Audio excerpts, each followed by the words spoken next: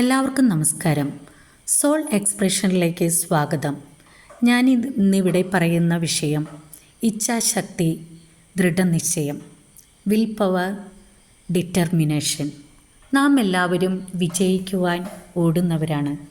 എന്നാൽ എല്ലാവരും വിജയിക്കുന്നില്ല. 1% ആളുകൾ മാത്രമേ വിജയിക്കുന്നുള്ളൂ. ഈ വിജയഗാഥകളുടെ കാരണം ഇച്ഛാശക്തിയാണ്. ഇച്ഛാശക്തിയെപ്പറ്റി പറയുമ്പോൾ ശാലിനി സരസ്വതിയെ ഓർമ്മ വരുന്നു. ജനിച്ചതും വളർന്നതും ബാംഗ്ലൂർ, മലയാളി, കൊല്ലംകാരി.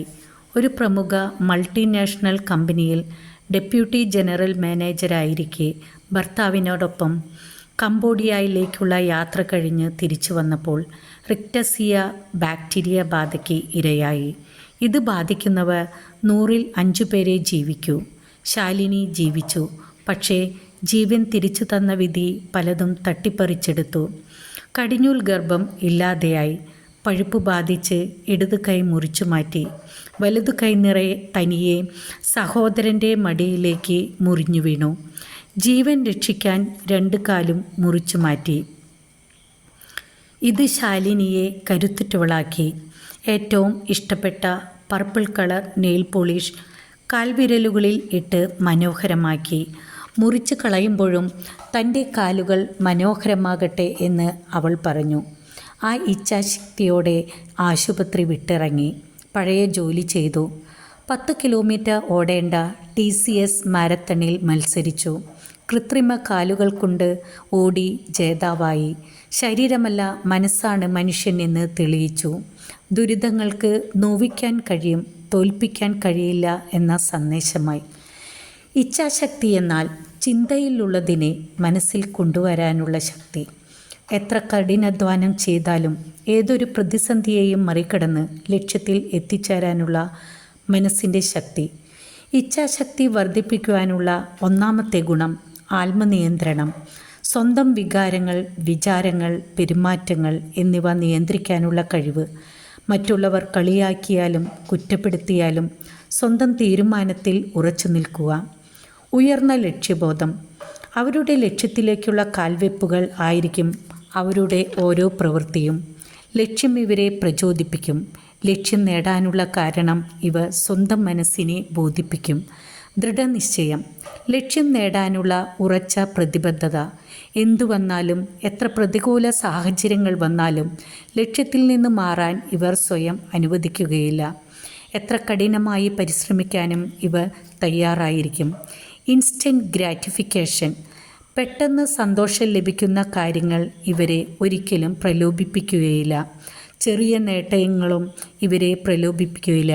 പകരം കാലതാമസം, ലോങ് ടേം ഗോൾസിനു വേണ്ടി അധ്വാനിക്കാൻ ഇവർ തയ്യാറായിരിക്കും. അടുത്തതായി വിൽ പവർ വികസിപ്പിക്കുന്നതിനുള്ള വഴികളെപ്പറ്റി നമുക്ക് പറയാം. വ്യക്തമായ ലക്ഷ്യങ്ങൾ നിർണ്ണയിക്കുക. താൻ ചെയ്യുന്ന കാര്യങ്ങളെപ്പറ്റി കൃത്യമായ അറിവുണ്ടായിരിക്കും. താൻ എന്തിന് ഈ ലക്ഷ്യം നേടണമെന്ന് സ്വയം ചോദിക്കുകയും ഇത് മറന്നു പോകാതിരിക്കാൻ ഇത് സാധിക്കും. വലിയ ലക്ഷ്യങ്ങൾ ചെറിയ ലക്ഷ്യങ്ങളാക്കുക. വലിയ ലക്ഷ്യങ്ങളെ ചെറിയ ലക്ഷ്യങ്ങളാക്കി സ്റ്റെപ്പ് ബൈ സ്റ്റെപ്പായി വലിയ ലക്ഷ്യത്തിലേക്ക് എത്തിച്ചേരുക. അടുത്തതായി, ഒരു കാര്യം ചെയ്തു തുടങ്ങിയാൽ അത് പൂർത്തീകരിക്കുന്നത് വരെ നിർത്തിവെക്കാതിരിക്കുക. ഏത് കാര്യവും ചെയ്ത് പൂർത്തീകരിക്കാനുള്ള കഴിവുള്ളവരാണ് ഇവർ എന്ന് സ്വയം ഉപബോധ മനസ്സിനെ ബോധിപ്പിക്കുകയും ചെയ്യുന്ന കാര്യം പെർഫെക്റ്റായി ചെയ്യുക. ഒരു ലക്ഷ്യത്തിന് ഡെഡ് ലൈൻ സെറ്റ് ചെയ്യുക. അതായത് ആ പ്രവൃത്തി പൂർത്തിയാക്കാനുള്ള ഒരു ഡേറ്റ് ഫിക്സ് ചെയ്ത് ആ ഡേറ്റിലേക്ക് എത്തിച്ചേരാൻ പ്ലാൻ ചെയ്യുക. ചെയ്യാൻ ആഗ്രഹിക്കുന്ന കാര്യങ്ങൾ കൺസിസ്റ്റൻ്റായി ചെയ്യുക. അതിന് ആരുടെയെങ്കിലും സഹായം നേടാൻ പറ്റുമെങ്കിൽ അത് അപേക്ഷിക്കാം. ചെയ്യാൻ ഇഷ്ടമുള്ളതും എളുപ്പമുള്ളതും ചെയ്യാതിരിക്കുക. മനഃപൂർവ്വം ബുദ്ധിമുട്ടുള്ളതും ഇഷ്ടമില്ലാത്തതും ചെയ്യുക. നേട്ടമാണോ അതോ അല്പസമയത്തെ സന്തോഷമാണോ വലുത്? നേട്ടമാണ് വലുത്. അതുപോലെ തന്നെ സ്വയം സമ്മാനം നൽകുക. ചെറിയ വിജയങ്ങൾ ആഘോഷിക്കുക. ഒന്നും നിസ്സാരവൽക്കരിക്കരുത്. പോസിറ്റീവ് വിഷ്വലൈസേഷൻ നടത്തുക.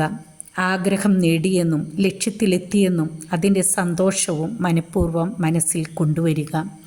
Positive affirmation.